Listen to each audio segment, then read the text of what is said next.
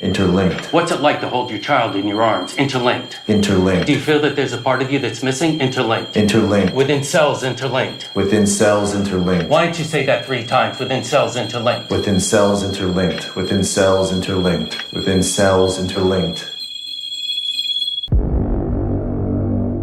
The movie Blade Runner 2049, released in 2017, follows the artificial human K as he struggles with bioengineered mind control and fake memories. While this may sound like fiction, it draws parallels with the MKUltra experiments conducted by the CIA between the 1950s and 1970s.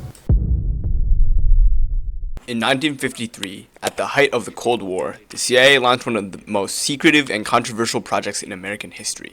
Approved by then CIA Director Allen Dulles, MKUltra was designed to explore techniques that could control human behavior.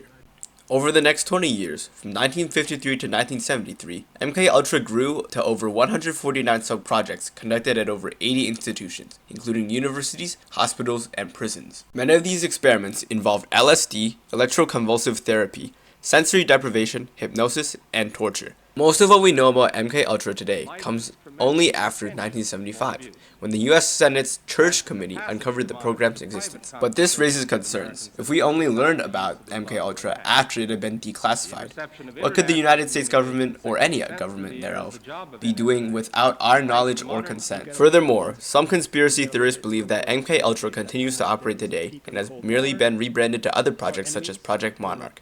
However, these theories are merely speculation and are mostly without basis or evidence.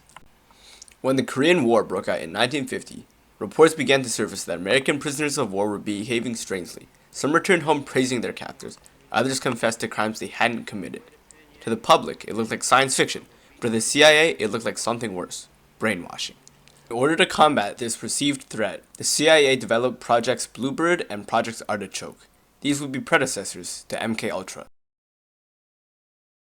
On April 13th, 1953, CIA Director Allen Dulles authorized a new program under the agency's technical service staff, MKUltra. The man chosen to lead it was Dr. Sidney Gottlieb, a chemist with a passion for unconventional science.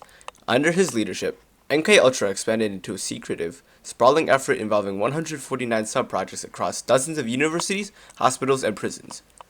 Many of these experiments were conducted on unwitting civilians without their knowledge or consent.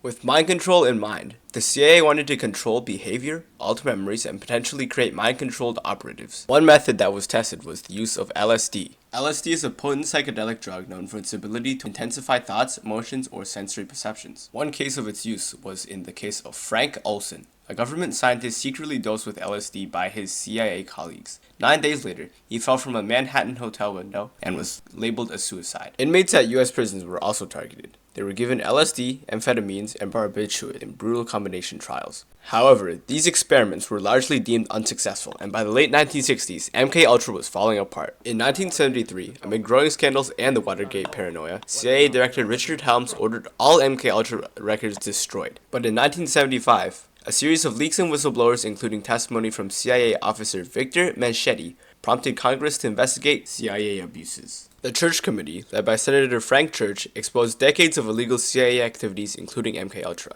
Then, by sheer accident, 20,000 financial records survived the purge. Discovered by John Marks using the Freedom of Information Act, these revealed the full extent of MKUltra's horrors.